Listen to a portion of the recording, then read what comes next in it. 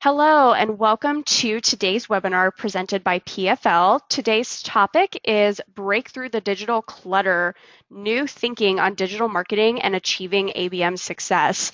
My name is Eva Jackson and I am the Demand Generation Marketing Manager here at PFL, and I am joined by my wonderful boss, Rachel Johnson. She is the Director of Demand Gen at PFL, and she is going to be sharing some perspectives on breaking through that clutter from her experience with managing our demand generation and ABM initiatives, as well as our BDR team. And we'll be splicing in some examples from our own ABM programs during this presentation. But before we get started, I want to share a few housekeeping items, and then I'll turn things over to Rachel. So a couple of things. You can use your computer, speakers, or phone to listen in, and all attendees will be in listen-only mode. This session will last approximately 40 minutes, but if you do need to hop out for any reason, it will be recorded and emailed out to attendees. If you have questions, please direct them to the questions box here on GoToWebinar, and we will make sure to get to them at the end. And now that all the housekeeping is out of the way, I will go ahead and turn things over to Rachel. Rachel, are you ready to share some experiences on ABM? I am, Eva. Thanks so much for Excellent. having me. Of course. So before we kind of dig into the nitty-gritty with ABM, I'm going to start at the very, very beginning. It is a fact that people are inundated with messages. True, Eva? Definitely. So right now, there are two big changes going on in our world. The first is that steady climb of overwhelming marketing messages. And right now, people are receiving 3,500 messages a day, which is a ton. Everything from email to display ads, even to the gas station. This morning when I was pumping gas, they even have screens on the gas station where they're sending you digital messages to buy a product or a commercial around a newscast. And they're always super cheesy, right? Super cheesy. We'll get to like targeted messages and the right message to the right person a little bit later on in our webinar. Great. Yeah, I know everyone will appreciate that. But the second change that's come with astonishing speed is the rises of services like Netflix and Pandora and ad blockers. And really, these are curation tools. So they're curating out all of the stuff that doesn't actually apply to a person, and trying to get it to the heart of the matter and what actually matters. I know, just to share an example, a couple of years ago, I gave my brother my Netflix password. And because he was tired of seeing Mickey Mouse Clubhouse and My Little Ponies, and then some murder mystery movies, which my husband and I enjoy, and then obviously the other ones are for my daughter. Instead of getting those types of recommendations from Netflix, he created his own persona within Netflix so that he is getting actual recommendations that are applicable to him. And so this is exactly what we need to start doing in our marketing efforts today. And they're actually technologies. They're changing people's expectations on actually how much marketing clutter they're willing to endure. So my brother's name is David. So in this case, David was tired of seeing recommendations for My Little Pony, and so he took action and created his own Netflix profile. So then those algorithms could be at work and really focus on what David really wants to watch versus seeing shows for a 4-year-old. We are part of this fast forward, skip over, and change the channel type culture, and we're training them really young. To share another story about my family, my daughter Michaela is 4.5 and doesn't quite understand why these commercials keep interrupting her Mickey Mouse Clubhouse episode. So case in point, we're definitely training them young to get rid of that noise inside of the space. So go ahead, Eva. Oh, I was just going to say I'd be very annoyed if my Mickey Mouse Clubhouse was interrupted as well, so I empathize with Michaela.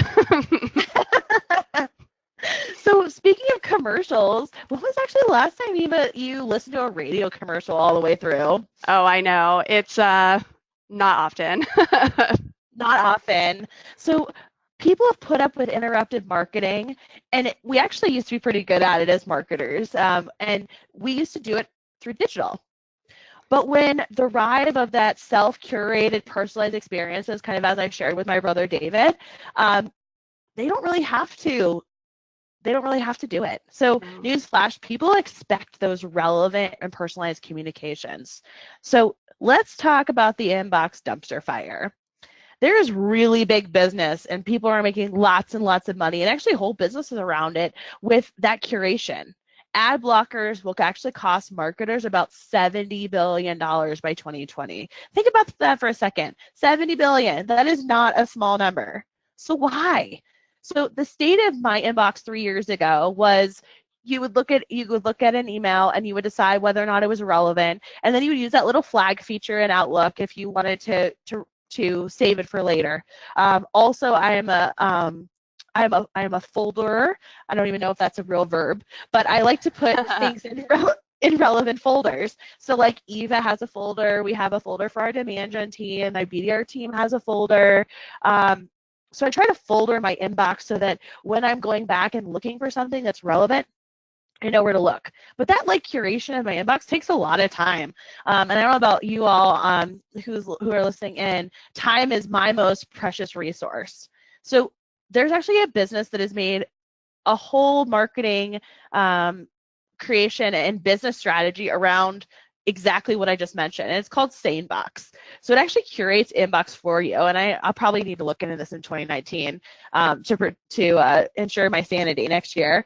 But it only allows you to see emails that are really relevant to your day-to-day and not any noise.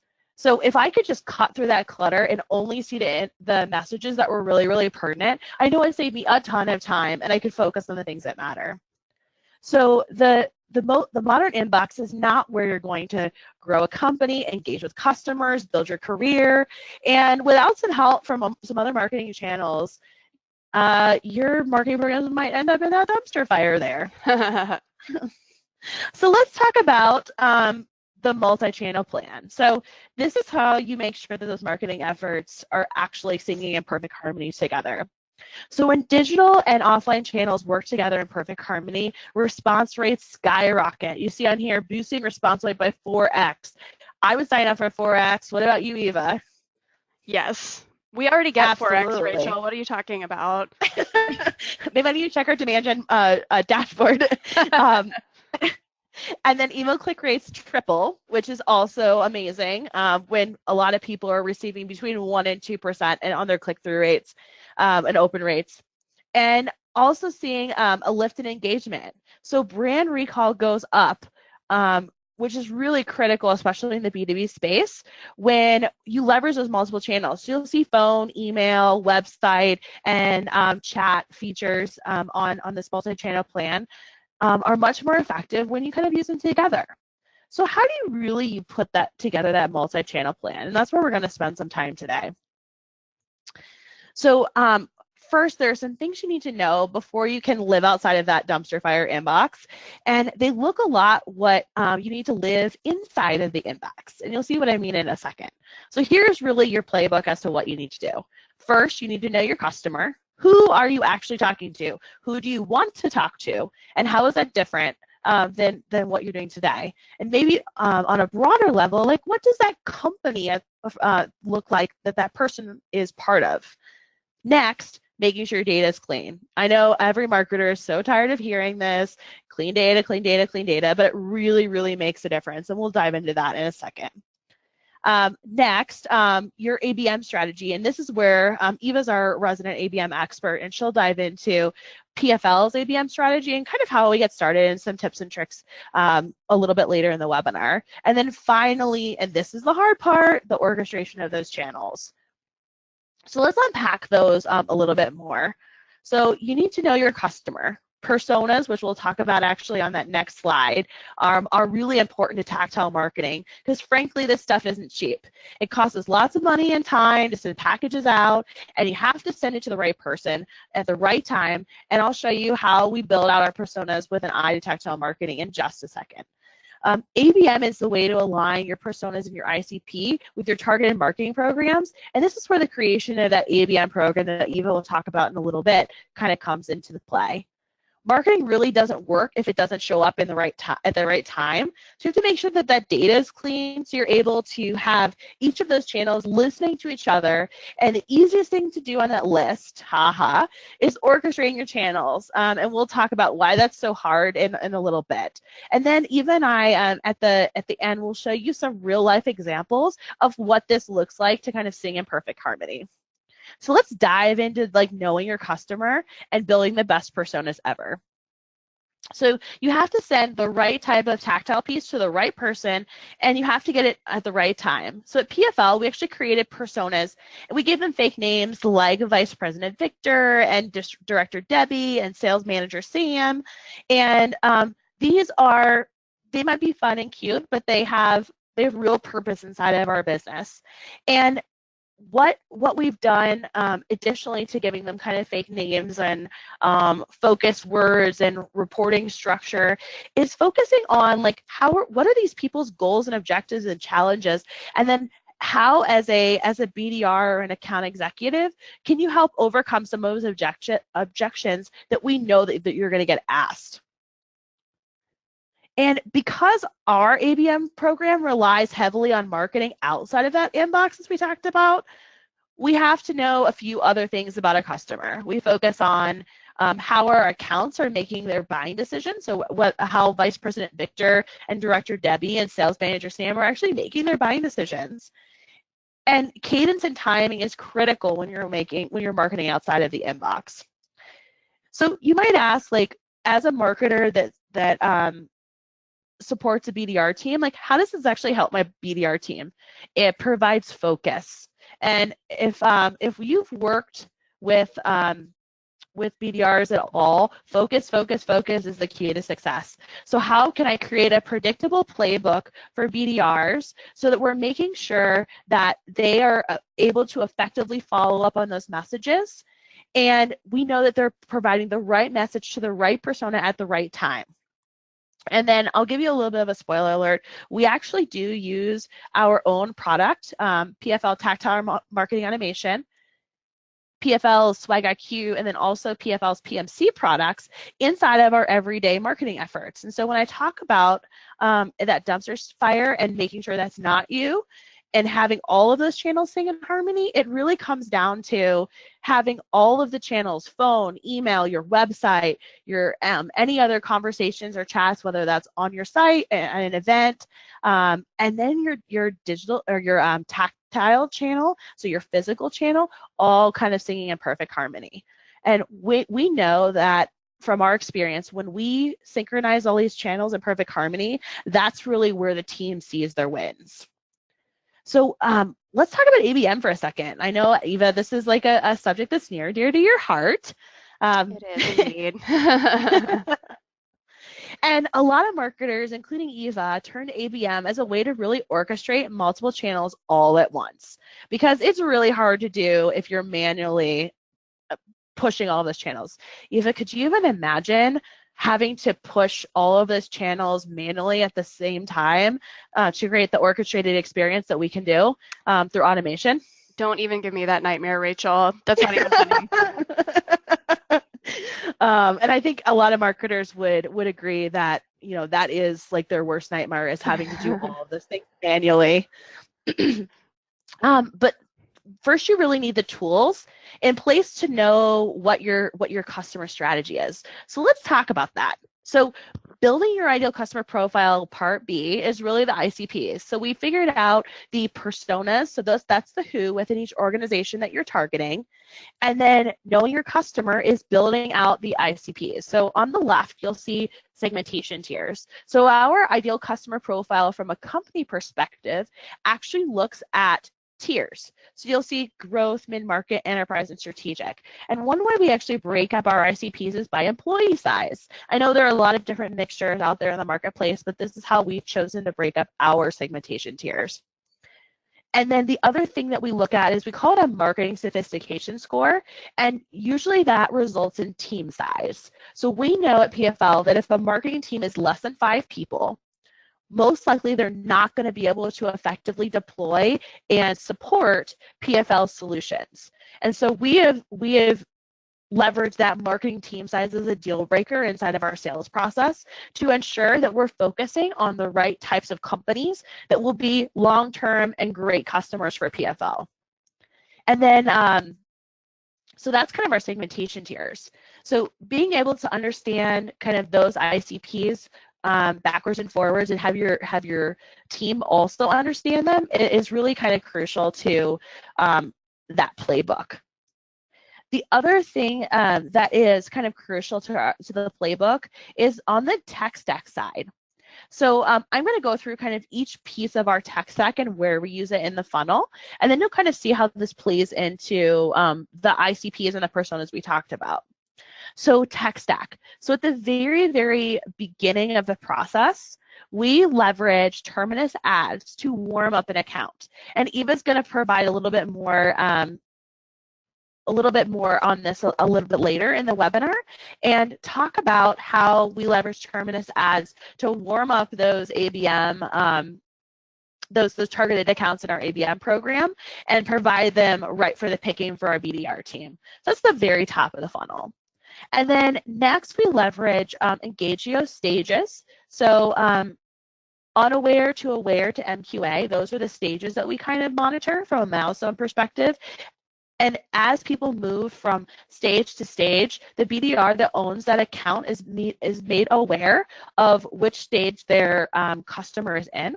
One of the other cool parts about Engagio's platform is they do it as an MQA, which might be a new term for some of you.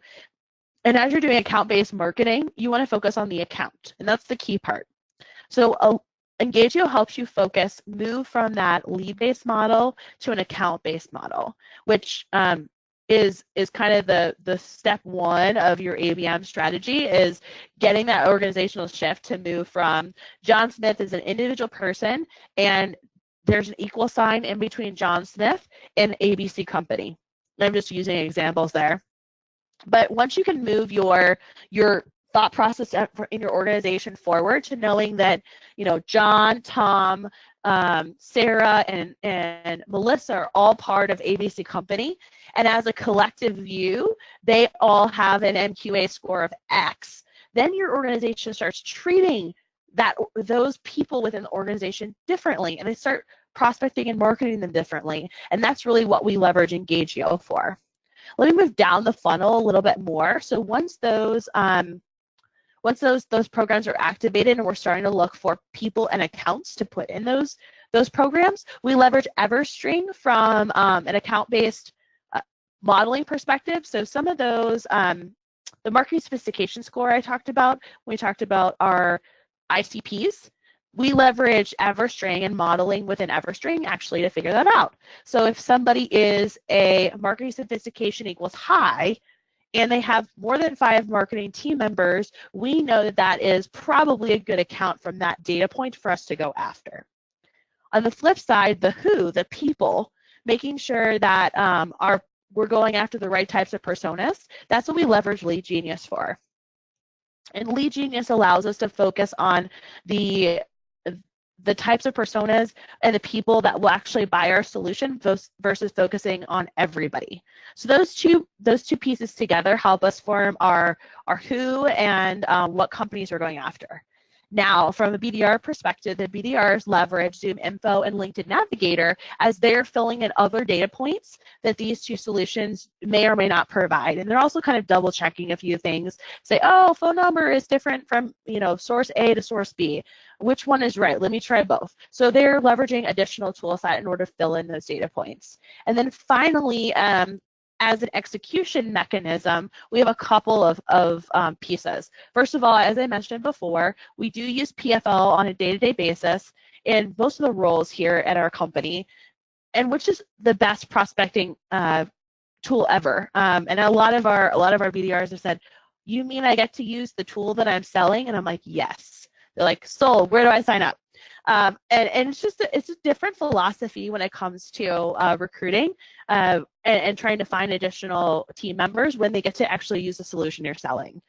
And then Marketo is what we leverage for our email nurtures, and then also from a programmatic perspective to understand which programs did a person engage with. and we leverage that on a tracking mechanism.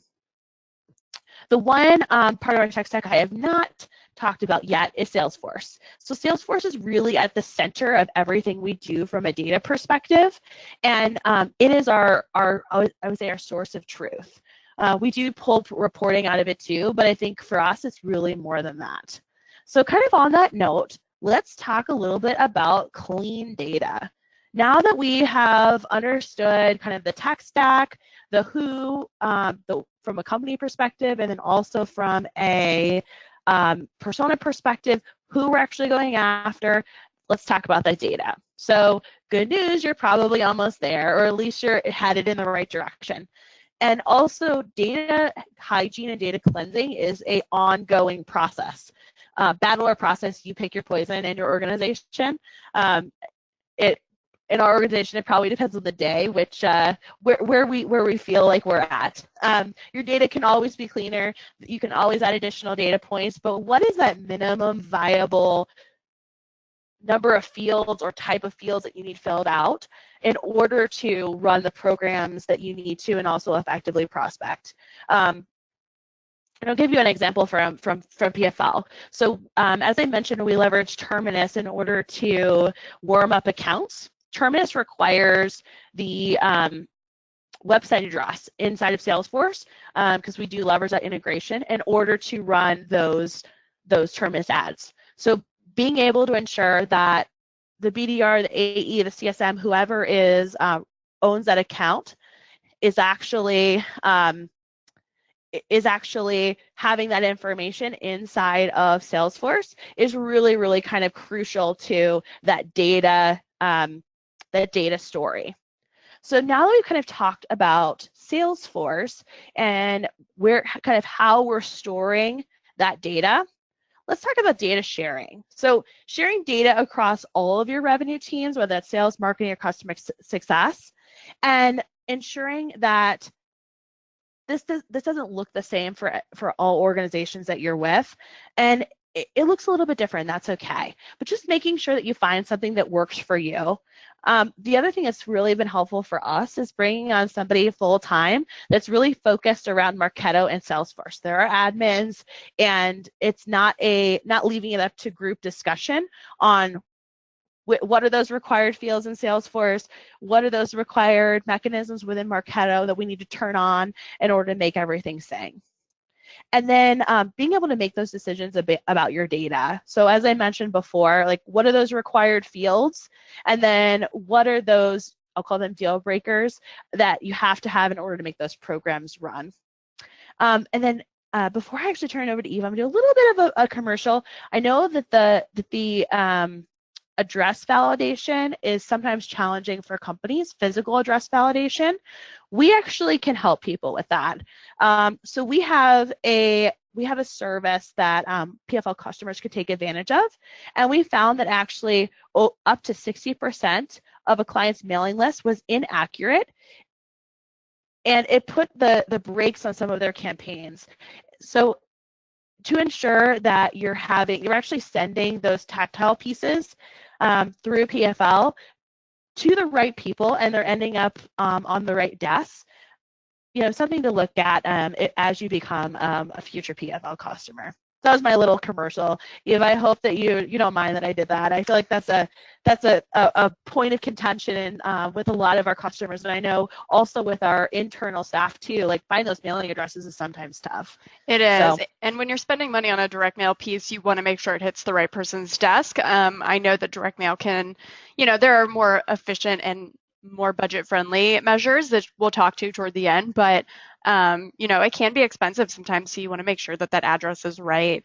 And I loved your plug for all the future PFL customers, because we know that you all will be future PFL customers, everyone listening. So Rachel and I are not, we're no strangers to this shameless plug over here.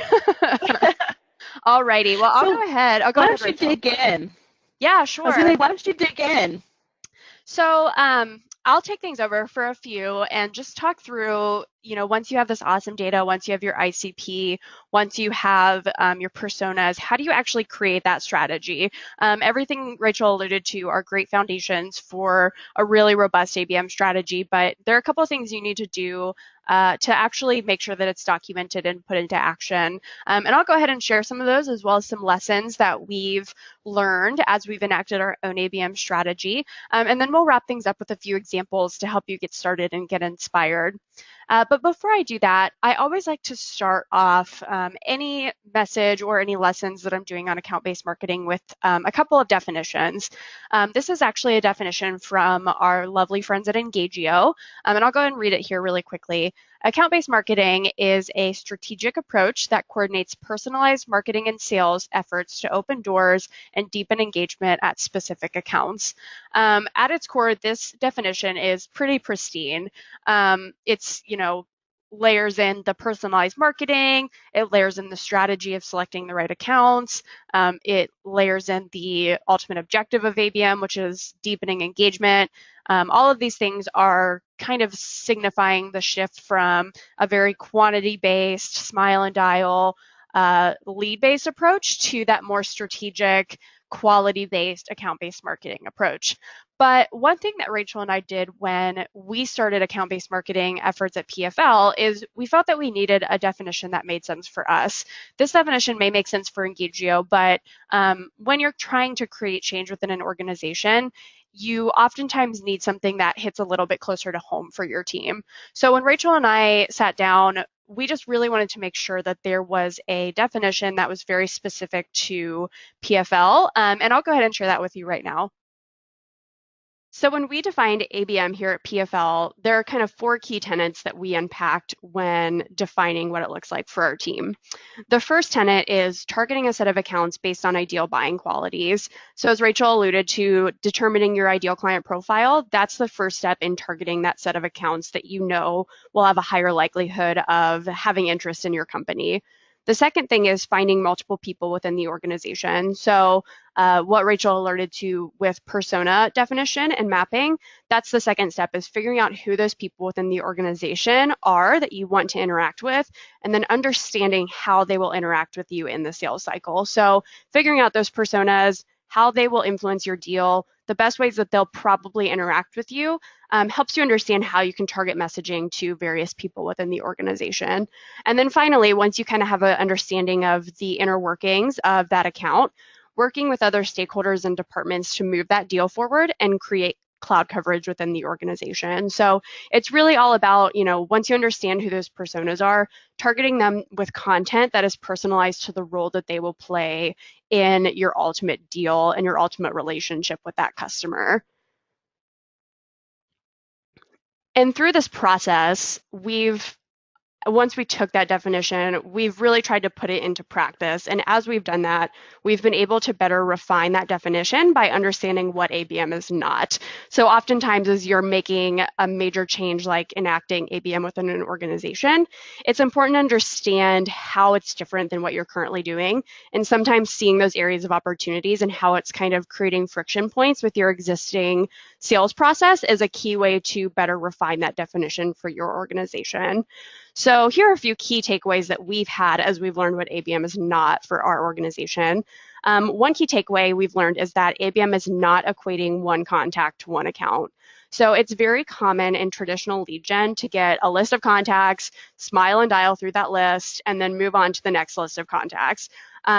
And account-based marketing is different because it isolates a list of accounts and focuses efforts on engaging as many contacts as possible in that account until you've exhausted the possibility of a working relationship. So you should not be moving on to another list until you're totally sure that either due to some non-negotiables like tech stack or size or just other variables that you may not have been able to predict, that an account is not a right fit or there's not a possibility of turning that into a future customer relationship.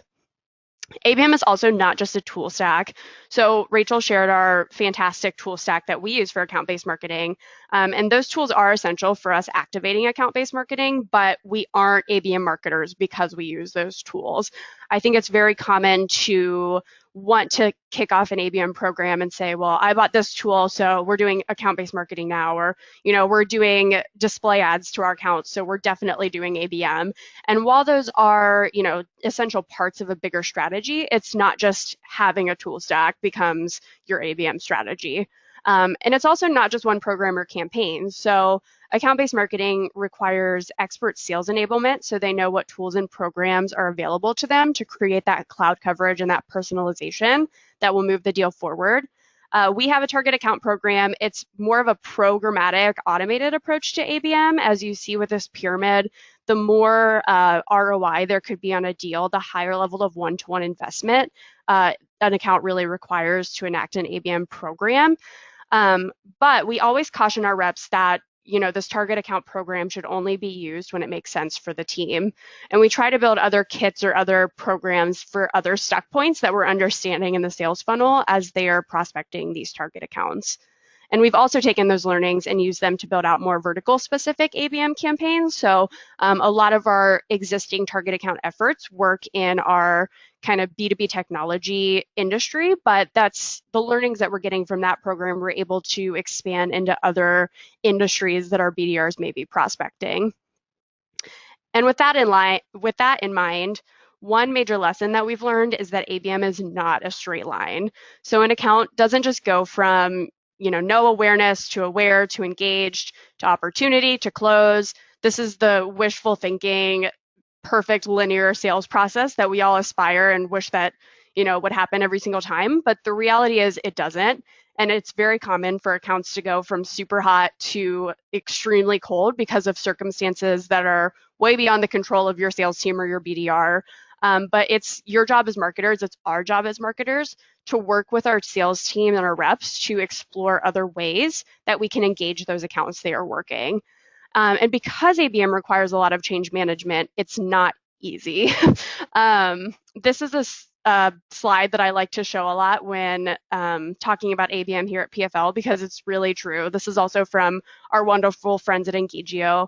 A lot of marketing teams who want to start practicing account-based marketing strategies and tactics at their orgs, they know that the data is showing that it's very efficient, it's very successful, but they may only invest just a little bit of time and effort to create an ABM program that they can say, look, we have the tools, we have, the contacts, we have this program.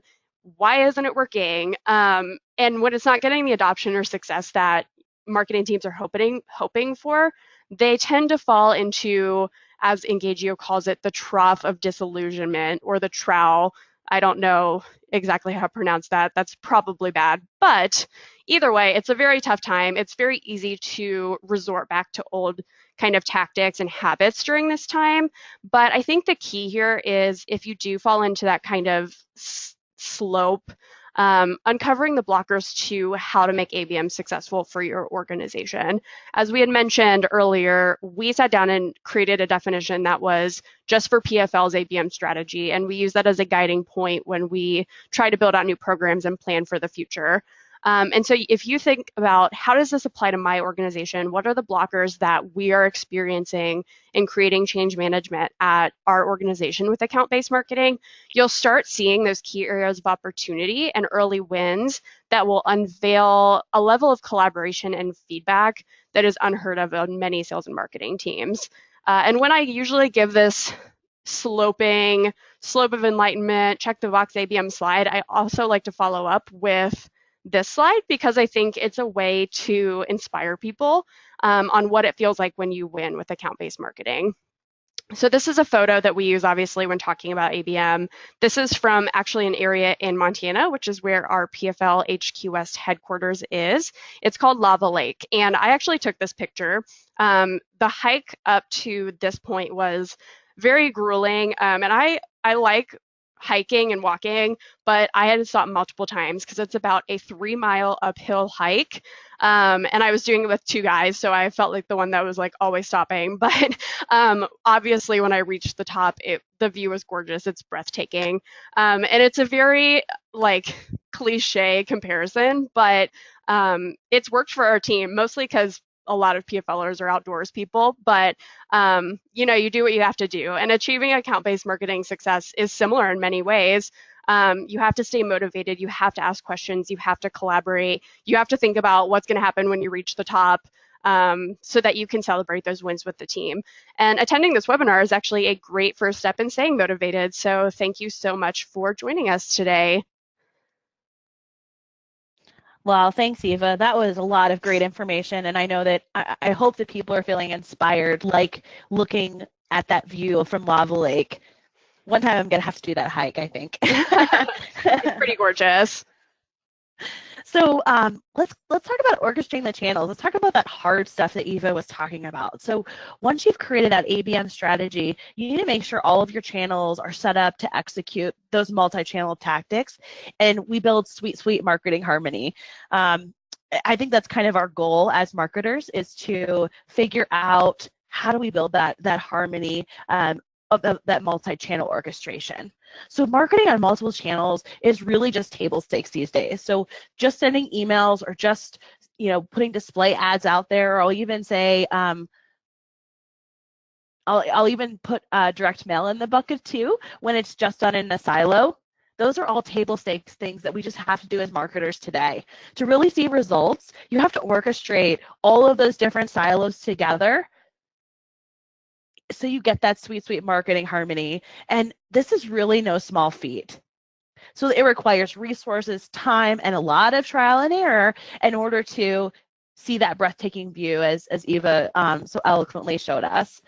So as we focus on our own ABM strategy at PFL, there are also areas to focus on to make sure that tactile marketing, automation, and orchestration with our digital channels are really where we want to go. So we make heavy use of our own behavioral data.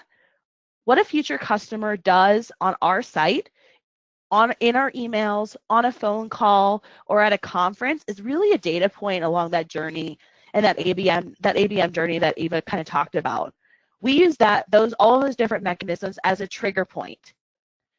And then sometimes when that trigger point is one of those milestones that we feel are large enough or impactful enough, we actually drop a tactile piece. So we focus on that consistent personalization across all those channels. When it makes sense, we create specific content for different personas. We have a huge library of actually tactile marketing kits that we can use. And we do our best to target high-value contacts with something that aligns to their interests outside of the office. So let's take a look at what all of this hard work really gets you. Eva and I are going to go through some best practices and some examples of real tactile programs that we've run as part of our ABM campaign. So Eva, talk to me about worm calls only, please. It's like the BDR, like we're singing out to all of our business development friends out there with no more cold calls. Yes, no more cold calls, warm calls only, please. So one of the more common ABM tactics that we see, and we use on our own team as well as see with our own customers, is the idea of creating a baseline awareness with your accounts. So this is really where multi-channel marketing really starts working its magic. So here at PFL, we do a multi-channel warm-up using Terminus ads, and using some other kind of prospecting efforts to move our accounts from the no engagement stage, which we refer to Engagio for that, to the aware stage. And the way that we do that is, warming them up with a tangible piece they can hold, something they can open and pass around, marketing that they can touch, because tangible engagement drives those digital responses. Email response rates are significantly higher when you combine tangible marketing and digital marketing, really breaking through that digital clutter, as the theme of today's webinar is alluding. And our customers are seeing much higher results when that is orchestrated. So we send out a piece or a series of pieces based on the persona to those warmed up accounts that has just basic educational information about PFL, things that our personas can pass around to other people within the organization. And when that piece hits their desk, our BDRs and AEs are following up within 15 minutes of the piece being delivered. They get a task that tells them these personas have received these pieces, follow up with them now so you can make it really timely and relevant to when they're engaging with this content. So that package can really be the reason that someone will actually get on the phone with you. And Rachel will share some best practices for that on how you can warm up your contacts. Yes. So we talked about warm up the prospects with a tactile send, turning those cold contacts into warm ones, music to all of our business development team's ears, and asking about that tactile send. So when you're following up on that tactile send when it hits their desk, it makes it a much easier phone call.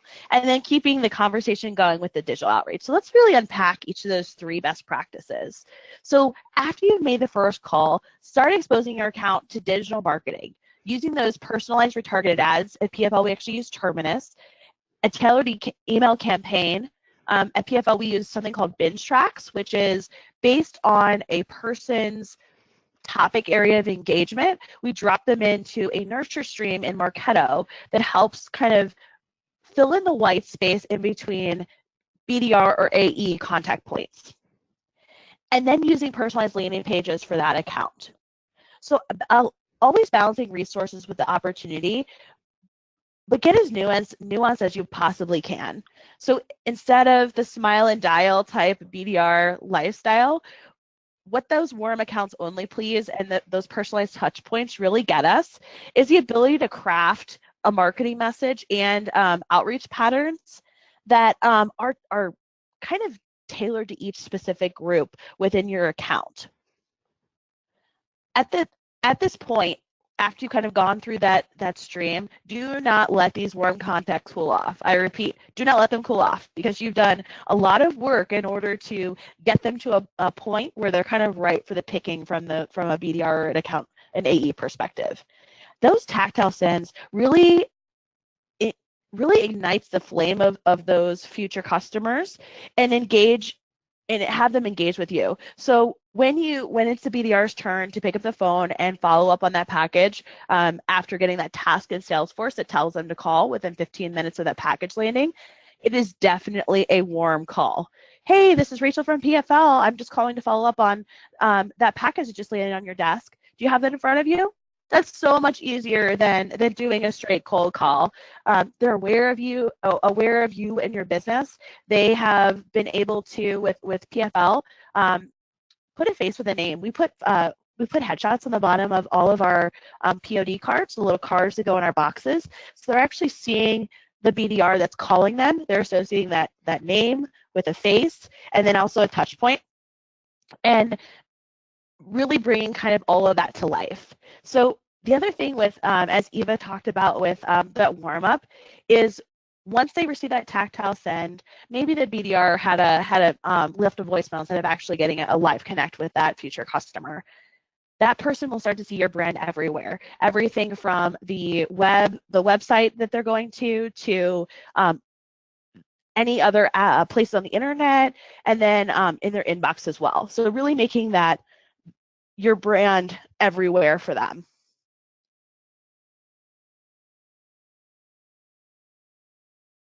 So Eva, why don't you talk a little bit about reviving those stalled deals? Definitely. So one thing that not only we, but our customers have seen huge success with is re-engaging old opportunities. Many of you have maybe heard of the term wake the dead. It's essentially targeting people that for some reason or another have gone cold, but there's still an opportunity to potentially re-engage with that account. So the first thing you need to do is identify why they went cold.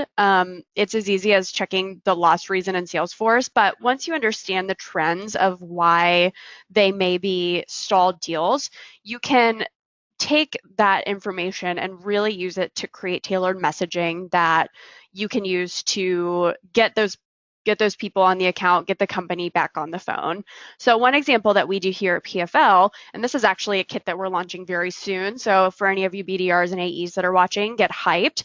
But the kit is basically around the idea of planting a seed for PFL, and it's an awesome kit. Rachel was actually like walking around and showing it to everyone in the office last week because we got our proof. And it's essentially a little planter kit that has the dirt and the seeds, but the idea is planting a seed for PFL.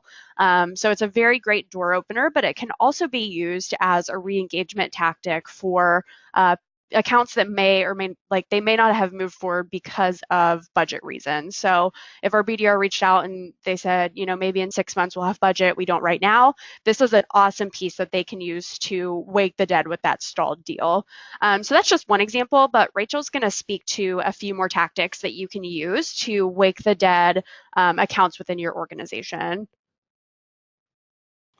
Thanks, Eva. Let's go over those best practices again. So first of all, know why the deal died in the first place. So if it was, as Eva mentioned, just not the right time, leveraging that kit, the plant the seed kit that's coming out for PFL, or a kit like that within your organization, is a great place to start. Rallying an existing champion or finding a new one. So when we know that organizations, especially in B2B tech, shift a lot. So finding a champion is someone that really believes in what your organization is doing and the value that you provide, and getting them excited or re-excited about that activity. And then finally, making an impact, but keeping costs and resources in mind. So I'm going to go way back to the beginning of this webinar when we talked about ICPs and finding the right person or the right people inside the organization. For us, it wouldn't make sense for us to send a Tactile piece to the CTO, for example, because it's outside of our targeted personas. So sending a Tactile kit and spending that money to a CTO of a business really probably doesn't get us where we need to go. So focusing on the right people and then keeping those costs in mind as you're kind of building out your strategy and trying to revive those solid deals. So let's talk more about that. So as I mentioned, one way to bring back momentum to an account is rallying on that existing champion. If a contact is already positively engaged with you, which most of the time they have, there's a good chance that they probably will again. Then if your champion isn't still at the organization, or maybe they have a different role, branching out from them and finding additional champions inside of your business, especially if your business goes after larger enterprise level organizations, you're probably going to need a couple champions or even a champion per buying unit within that organization, or in order to really, I'll say, make positive movement on this type of initiative. So at PFL, we actually see on average our BDRs engaging with 7 to 10 contacts across the organization and doing a combination of digital and physical outreach to get that champion to re-engage.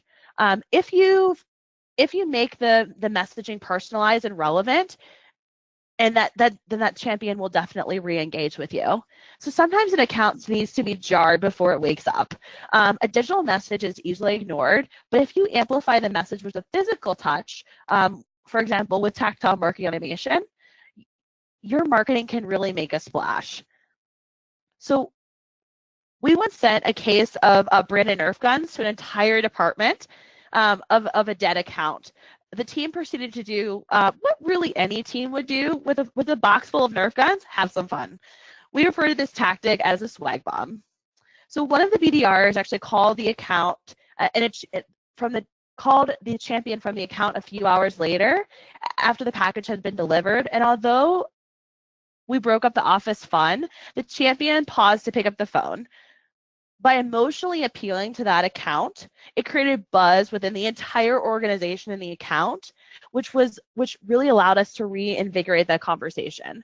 So sending something that is fun and really makes a splash with those, I'll call them influencers in our case, where we didn't really know exactly who those people were, but we knew that they would help the champion to realize that, in this case, the PFL was one of the things that we needed to look at that would help their team.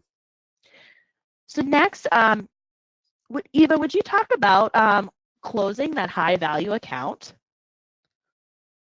Certainly. So our next ABM strategy and tactic that we refer to customers is around landing large and more complex accounts. So as Rachel mentioned, the average deal will generally involve at least 7 to 11 individuals within that account. While the pockets are deep in these accounts, the buying cycles can be a little more complicated. We mentioned ABM is not a straight line. These are definitely the least straight line of all of the different accounts you may be targeting, and they will generally move at what feels like a glacial pace.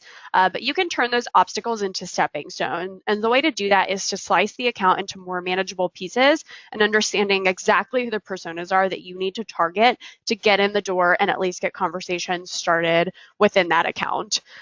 This example is actually from a customer, InsideSales.com. They have an awesome example of how to leverage multiple personas to get in the door at a large, complex account. What they did was which not everyone has this, blessing, but Inside Sales had Steve Young on the board of their organization. And so Steve Young, a quarterback, he signed several footballs, and they used these as kind of the door opener for CEOs within the organizations they were targeting. And the messaging was, you're the quarterback of your organization. Look into Inside Sales as a solution for some of your sales and marketing needs. And they also took full-size footballs and little mini footballs and sent them to the VP of sales and the sales team within that organization.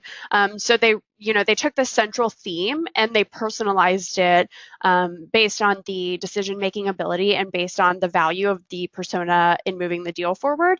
And by doing that, they actually generated more sales pipeline in the 6 weeks after they launched this program than they did in the whole year leading up to that. So this is a perfect example. We tell the story a lot of how understanding your personas and targeting them with the right messaging to get in the door is a really key way to get the conversation started at a high value account. And not everyone is going to have a quarterback on their company's board, but there are some creative best practices that you can use to get in the door at those high value accounts and close a high value organization and deal. And Rachel is going to speak to those next. Thanks, Eva. I just love that inside sales example. I wish Steve Young was on our board. Maybe we get some personalized footballs out to all of our future customers, right? One can dream. One can dream. So as Eva kind of mentioned, specifically in the inside sales examples, identifying those different roles within your organizations or different personas within your organization that you're going to target is really, really important, and that's actually best practice number one. So identifying champion, influencer, and decision makers inside of those accounts. And as we mentioned, it's not a 1-1-1. Sometimes there's multiple champions and definitely multiple influencers. And actually at PFL, one of the things we've found with influencers is they don't become important until later down that sales pipeline. So influencers we talk about at PFL are sometimes nameless and faceless until they sell your deal. So making sure that you've identified all of those different personas within an organization and doing a lot of, could they influence their deal? Do they have a stake in the ground with this project, etc. And having clear sightlines to all of those different personas is really important. And then that orchestrated, personalized approach is really our best practice number two. So targeting all of the groups and figuring out what kind of your stack rank is for those plays. So is everything going to go out at the same time? Are you going to stagger those sends? Kind of depending on your organization, being able to have a plan in place for how you're going to target them. So then once influencers and champions are on board, then it's sometimes time to kind of push on that decision maker a little bit. So let's unpack some of those personas a little bit more. So let's talk first about influencers. So influencers, as I mentioned, are sometimes nameless and faceless, but for the ones that you know who they are and you have their, I'll say, email addresses and roles, using that combination of digital outreach and tangible messaging to really grab their attention. So offering a nice reward for attending a meeting or demo with you, we call this do this, get this at PFL. And asking for that commitment on their end first will actually increase their engagement with you. And this also helps from a budgetary perspective, keeps costs down from those tactile sends, because you're not really spending money on expensive gifts for people that are not engaging with you. And then for decision makers, using a lower price point physical sense, potentially multiple of them throughout the organization, but they still have high impact because it's a physical piece landing on that person's desk. The other thing I will tell you about decision makers is making sure that the piece is tailored to them. So for example, in our case, Daniel Gogler is our CMO. If someone sent him a package, making sure that it's something that he could look at really quickly, understand if there's value for him, and then being able to share that with the director on his team that kind of is running that initiative to say, hey, take a look at this, or hey, you might consider these guys. Kind of having a shareable GIF we found really helps with those decision makers. And then I would also tell you to keep that cadence really light until kind of the end of that deal cycle, and making sure that your brand is staying top of mind. So at PFL, we use those terminus ads kind of on a branding front on a continuous basis for those decision makers. And then we also use a thought leadership binge track, email binge track that I mentioned, to kind of keep PFL top of mind, not only as a decision maker is perusing the internet, but also in their inbox. So really the goal here is to work on influencers and then turn them into champions. And then set them loose on all of the decision makers within an organization to really build your sales cadence. Next, we're going to talk about building advocates. So once you've sold that deal, how do you build advocacy amongst your customer base? And I'll go ahead and hop in here, Rachel. So here's the sad truth.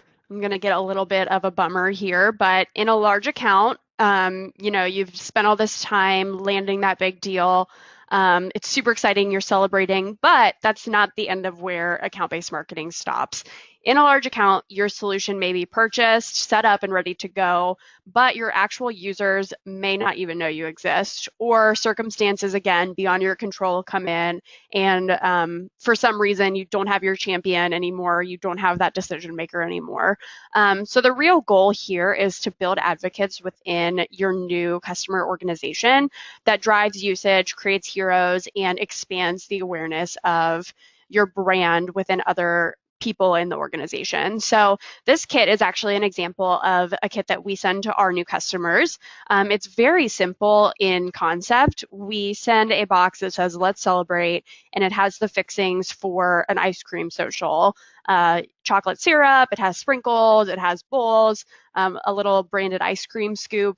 And the idea here is you provide the ice cream and just celebrate the new relationship between PFL and our new customer.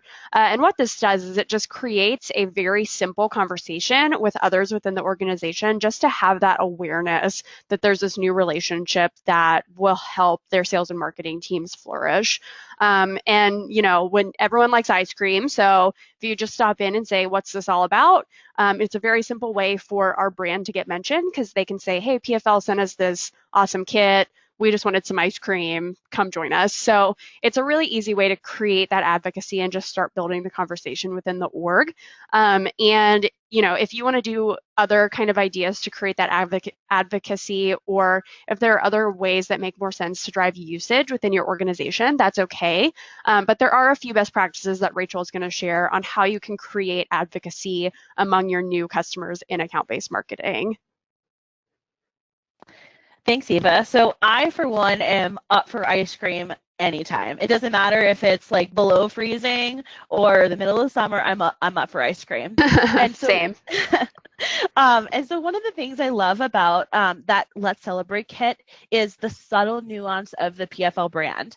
So if you saw, I know the screenshot was small, but if you saw the branded ice cream scoop, so as the champion, let's just say the champion serving the ice cream to their team, there's a PFL logo on the scoop. There's also a PFL logo on the bowls and on the little wooden spoons, and then there's a really cool wrap around the sprinkle box. So it's very subtle around Let's Celebrate, but it's not in your face. And so when you're trying to turn those customers into advocates, I think that subtlety really helps bring those things to light. And that kind of leads us to our best practices. So First best practice, as I mentioned, turning those champions into advocates. How do we make sure that from the first touch that a BDR has with a new future customer through that entire sales process, and then that handoff between the account executive and the customer success manager is seamless? Making sure that customer is having that great experience throughout the entire sales process at PFL is something that we really focus on. It's actually in our mission statement, customers first. And so I love that. And I think that kind of bleeds into our creation of advocates. So turn those champions into advocates. It's a whole organizational focus for PFL. The second one is promoting success with your solution. So when you have a win, make sure that your champion is getting credit for that. This is crucial. So if you go from, I'm going to say 1% email click-through to 20% email click-through, making sure that you're singing that from the rooftops, not only within your organization, but also provide that champion a platform in order to share that with their boss, with the other team members that are potentially going to use your solution.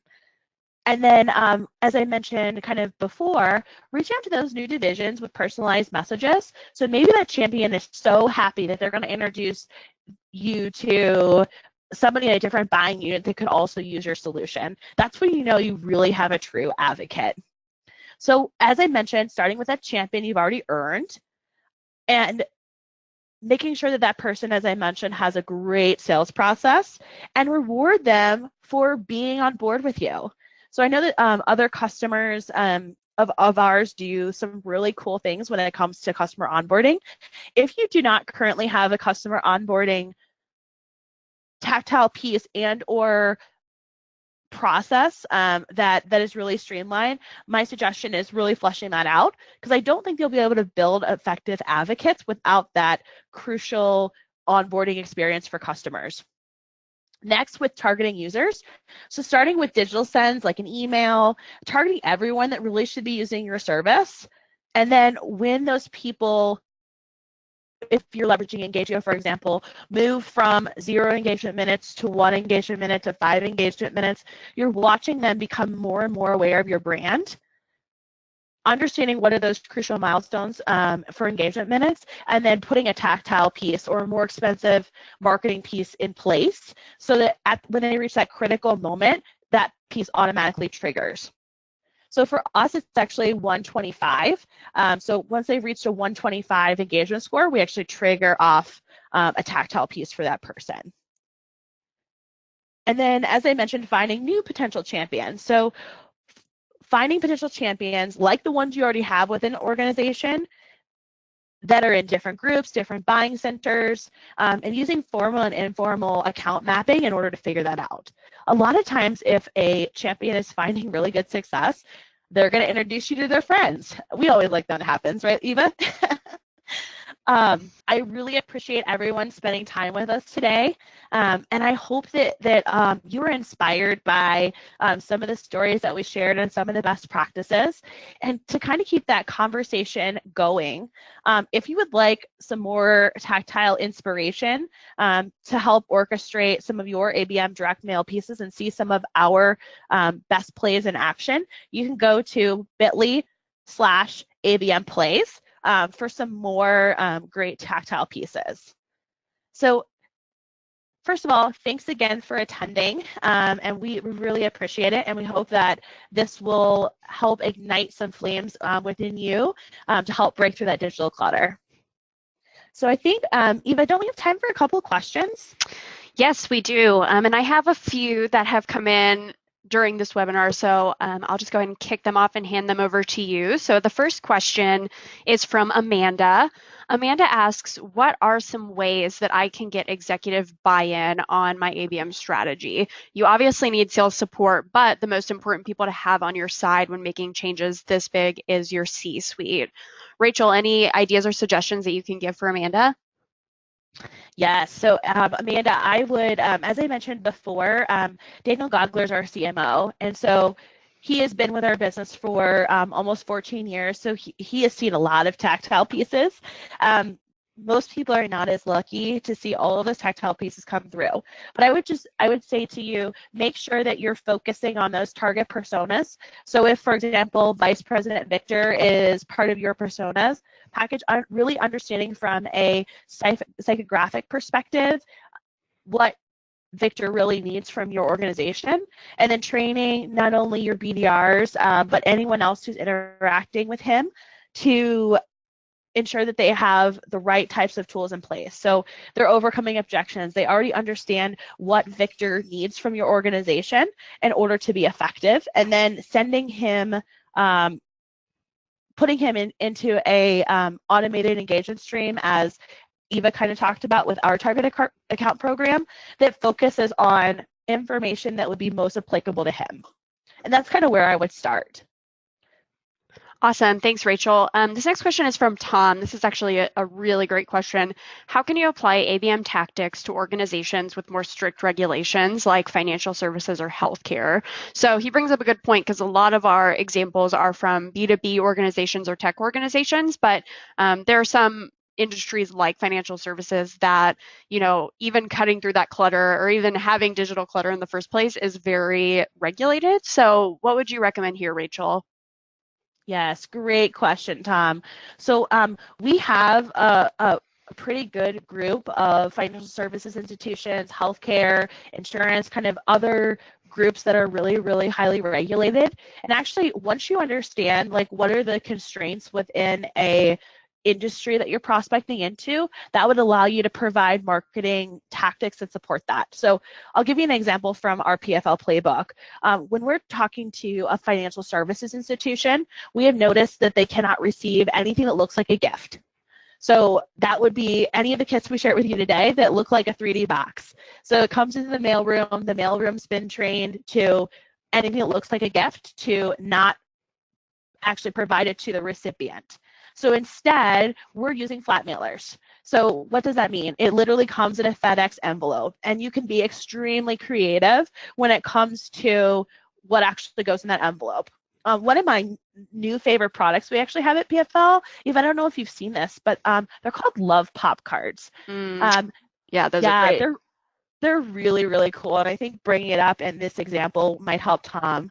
So what these are is it literally looks like a greeting card, for lack of a better term, on the front, and then when you open it up, it's like a pop-up book. So it provides kind of that 3D experience in actually a flat mailer.